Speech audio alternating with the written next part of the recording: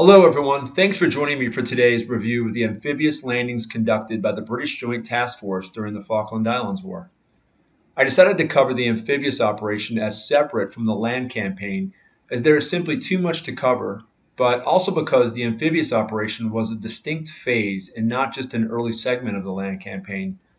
I'll use a couple of overlays to try and portray the simultaneous operations that were underway during this critical operation that was conducted by all components of the task force. The amphibious operation lasted 7 days and was conducted from May 21st through May 27, 1982.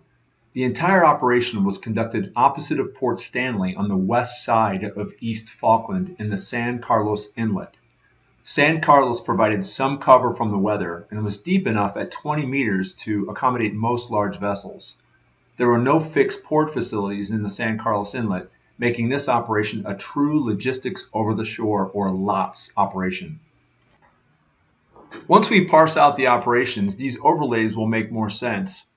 I know it's a busy map, but this merely scratches the surface in portraying all that was going on here in the East Falklands during and immediately after the amphibious landings. I identified Argentine-held areas, added key terrain features, as well as some NATO joint military symbology, which is simply a system of identification for land, air, and sea-based formations. For the purpose of this discussion, I have identified Argentine forces as adversarial red formations and British task force as friendly blue forces. So sorry to all my Argentine friends out there. I personally do not favor either side and consider both nations to be friendly. I mean, it's 2023. But someone had to be the bad guys, right? The Royal Navy executed a successful discharge of all ground task force elements from its landing platform docks, that would be the HMS Intrepid and the HMS Fearless. These LPDs are amphibious warfare ships specifically designed for a littoral discharge using LCUs, LCVPs, and LCMs. They simultaneously discharged thousands of Marines and paratroopers along with thousands of kilograms of equipment, commodity stocks, and rolling stock in support of the land campaign. This amphibious landing was momentous as it marked Britain's largest amphibious operation since their conflict in the Suez Canal of the 1950s. The Royal Navy did an exceptional job under extreme pressure in delivering the personnel and equipment, especially since as many as 9 RAF-operated airlift assets were lost in a strike to the Atlantic conveyor, which we will discuss later. But the Royal Navy's involvement in the land campaign was not limited to this amphibious operation. The Royal Navy continued to support the warfighters with naval gunfire support, waterborne logistics assistance, vertical movement participation, which became even more important after the loss of the Chinooks because now the Sea Kings became the primary lift asset, and finally, higher echelon medical care. Now for an orientation of the amphibious landing zones. The Navy Task Force Commander Admiral Woodward and the Land Force Commander General Moore planned and organized a well-structured amphibious operation. Each of the 5 primary units each had their own landing zone and was geographically distinct and color-coded. The zones were situated relationally to the unit's wartime mission. For instance, the 2nd Para was positioned far to the south of San Carlos Water in Ajax Bay at Blue Number 2, since their mission would be to proceed south to Goose Green. 3rd Para and 42nd Commando would be next to step off and were landed up north at San Carlos, Green 1 and Green 2. The 40th Commando would be just north of the 2nd Para at Blue 1, and finally 45th Commando was at the other side of Ajax Bay as they would be the last to step off. The landings began on May 21st and were almost entirely unopposed except for a small skirmish at Fanning Head. But the SBS attended to that rather quickly. The SBS, or Special Boat Service, was the Royal Navy SF unit, and they air assaulted into Fanning Head, where they provided recon, oversight, and an added layer of fire support whilst the beachhead was established. Down south, a platoon of what was believed to be Argentine 12th Infantry Regiment was spotted along a ridge, but they apparently withdrew back to Goose Green after 2nd Para was fully landed. Within 24 hours, by May 22nd, a beachhead had been established, facilitating a relatively safe discharge for the remaining land force to debark.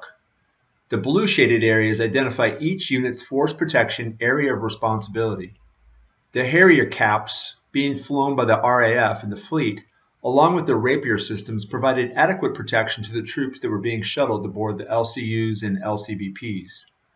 Rapiers are surface-to-air systems, missile systems. They were among the first cargo shipments to be brought ashore and were positioned and activated on day one. Unfortunately, they were having issues with the guidance system, but still served as a deterrent for some of the skittish pilots operating in the area. The discharge flow occurred like this. Much of the time, troop cross-decking occurred near the mouth of San Carlos water. Troops were transferred from the troop transport Canberra to either the HMS Fearless or the HMS Intrepid, where they were then moved aboard LCUs, LCBPs, or LCMs for their final leg of transport ashore. A lot of activity was occurring right at the mouth of San Carlos water and in the Falkland Sound. Actually, the majority of the British Naval Task Force sat at the mouth of San Carlos water and in the Falkland Sound. They were prime targets for Argentine pilots and did not fare as well as the ground forces did. They suffered relentless bombardment from Argentine pilots flying Douglas A-4 Skyhawks. While the Argentine army was in a defensive posture around the island and the Argentine fleet had been relegated to the waters outside of the Tez, the only real threat during the Amphibious operation was really from the Argentine Air Force and the Navy pilots flying A-4s mostly. The first casualty was the HMS Ardent, a Type 21 frigate that was strafed by both Argentine Air Force and Argentine Navy A-4s. The Navy sortie landed a couple of Mark 82 general purpose bombs that killed 22 men and caused her to sink the next morning after burning the entire night of May 21st. As a side note, Harrier caps caught up to the fleeing A-4 pilots and shot down all aircraft responsible for sinking the Ardent. The pilot responsible for landing the Mark 82 unfortunately did not survive the retaliatory Harrier strike. Every day of the operation, A-4 strafed the fleet, and then on the 23rd, the HMS Antelope, a Type 21 frigate, was hit by two waves of A-4s, the second wave landing a 1,000-pound bomb on the starboard side that failed to detonate. After multiple attempts to disarm the bombs, one exploded, killing the EOD crew and ultimately sinking the Antelope. Then on the 25th, a devastating blow had far-reaching effects to the entire task force. The HMS Coventry, a highly capable Type 42 destroyer, was hit with two bombs from, you guessed it, a couple of A-4s. The Coventry was positioned northwest of Falkland Sound in an effort to draw away A-4s from San Carlos. Then later that day, the Atlantic Conveyor, a large merchant vessel capable of the Ro-Ro, was hit by two Exocet missiles, killing 12 crew members and destroying 9 helicopters. That was the 3 Chinooks and 6 Wessex helicopters that were going to be used to lift troops forward to Mount Kent. The conveyor had to be abandoned with a lot of precious cargo, as fuel and ammo were stored on lower decks, so any attempt to salvage aircraft or equipment would have been too risky. So the big implication now was a new CoOp for the land campaign, which would lay out new timelines, a new provision plan, a new ammunition plan, a new fuel plan, rest plan, and much more.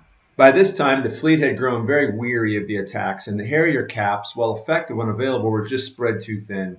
They had a total of 20 Harriers, so if we do the arithmetic, with 1 to 2 down for maintenance or servicing, that leaves 18 plus or minus, so if we estimate 2 Harriers per cap, they had 3 caps per rotation for a total of 6 Harriers flying at any given time, as there would be 1 rotation in transition and 1 rotation in reserve on the deck. So during busy times, there may have been 12 Harriers flying, but that's to cover all ground force formations at 5 distinct locations, the entire fleet spread out over hundreds of square miles. So their area of responsibility was just too big to manage all of that with 12 to maybe 18 Harriers tops. By May 27th, the amphibious operation had ended, and all troops, equipment, and commodities were now ashore, and the brigade maintenance area, or the BMA, had been fully established, so it was time for the land campaign to begin. The 2nd Para stepped off first on the morning of May 27th for a short yomp south towards Goose Green, where they would engage the 12th Infantry Regiment and ultimately get into a savage firefight with the 12th Infantry. The 400 members of the 2nd Parachute Battalion took on 1,200 Argentines of the 12th Infantry Regiment, and though outnumbered 3 to 1, they emerged victorious as their training and experience became very evident. Here you can see the Argentine-held areas south towards Goose Green and Darwin. We're going to cover the Battle of Goose Green in the next installment. Meanwhile, up at the north of San Carlos Bay, the 3rd Para and the 45th Commando stepped off on their yamp towards Mount Kent, which would be, I guess we could consider that the objective rally point for the final objective, which was Port Stanley. So if we drew phase lines, Mount Kent would be the final protective line, or the FPL. So as we kind of move forward here up past Teal Inlet and we approach Mount Kent, you can see right there, Mount Kent is the last natural terrain feature before arrival at Port Stanley, so it's an excellent place to establish as the objective rally point. And I know that I had said that the amphibious operation was complete, but actually the 5th Infantry Brigade that I mentioned in the last installment had just arrived and they began cross-decking for their landing. The 5th Infantry Brigade had the famous Welsh Guards, and there was a bit of controversy as the Welsh Guards had just previously been on a high-profile guard duty assignment at Buckingham Palace before deploying. They had not been training like the commandos or the parachute battalions, so those units had just done some very intense cold weather training in yamps in Norway prior to deploying to the Falklands. The Welsh Guards were fresh in from the garrison environment, and so commanders were unsure if they would be able to complete the yamp all the way across East Falkland to Mount Kent. So it seems like they weren't really sure how to deploy the Welsh Guards. I think that I'll go ahead and close. So this will close out the amphibious landings, and for the next installment, we'll dive deep on the land campaign, which will include the evolving inclusion of the 5th Brigade and the Welsh Guards. That had a surprising result, which included a turbulent operation for them. So thanks for watching. Leave comments if so inclined, and see you next time.